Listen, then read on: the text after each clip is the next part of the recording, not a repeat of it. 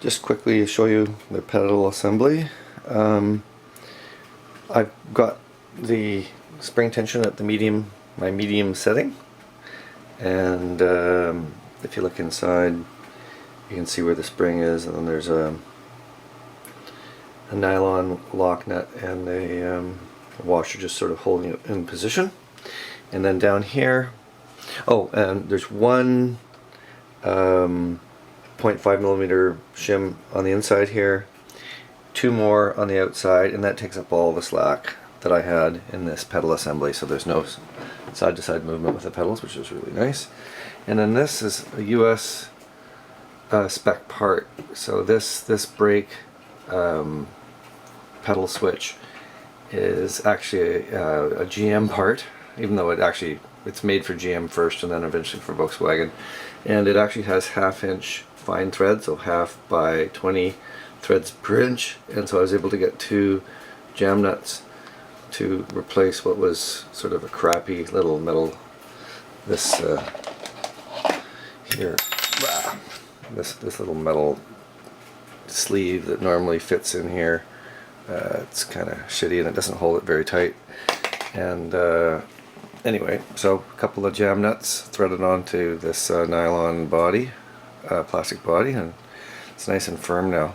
So I was able to adjust it so that both pedals are in alignment so the clutch, and because the clutch has got a rubber stop on this side, and then a plastic stop for the far travel position, so the brake has to be aligned with those because those don't move.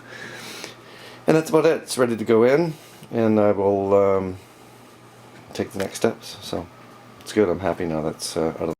So you'll notice here that I've finished mounting the hard lines to the rear discs, and yes, those calipers are mounted upside down, and I will have to remove the lower caliper bolt and then flip it up to do the initial bleeding, to get the bleed, which is currently pointed down, pointed up.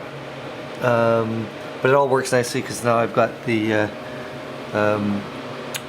e-brake up out of the way.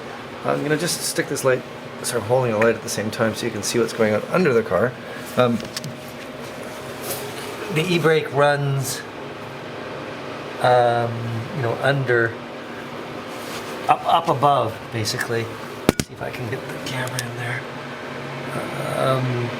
But it runs in a much tighter geometry than it would have if I'd had it in the stock position, which I do not like. Yeah. So here I've got the final configuration for everything done basically under the hood here, for brake lines and master cylinders and servos and everything. It's all done and torqued and everything. And then I've got in here the brake pedals, so I'll just leave this so you can see what's going on. Basically the brake pedals, I've got this fixed with the clutch. Temporarily got the clutch cable released, but the clutch has either got a high rubber stop or the hard plastic stops. That controls this pedal position. So the brake pedal, what I've done is I've got the brake pedal now adjusted with this, see if you can see underneath here, the clevis. This, there's my coupling nut connecting the old GTI clevis to the new 89 Cabriolet servo. So that's threaded there, and then it goes through, and I've threaded and machined this. So this is now adjusted so that the pedals are the same. It's good. Happy with that, right? And then finally over here, if I move all this over here, you'll see, looks a little crude, but basically the gas pedal has the throttle cable from the AT power throttle cable has gone through, and I've drilled a little hole, and I've just got it secured in there, and it works fine. It's awesome. So that's all done. I had to go and redo the steering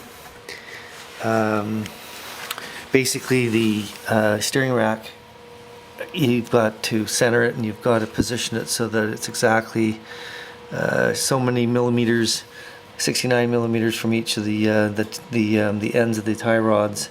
And I went through that final calibration and got them aligned and got everything squared up. So it's nice. So it's all set to do a more solid alignment now. And the way the throttle cable works, let me just pull this light up again so I'm in the dark here.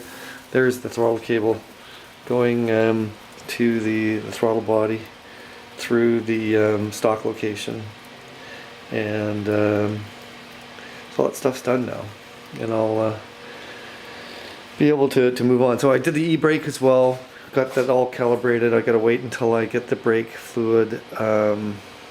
I'm gonna put the Castrol SRF fluid in this weekend, and then I'll be able to adjust the e-brake and get everything else, once it's all flushed out, get everything tuned up, and then that's all done.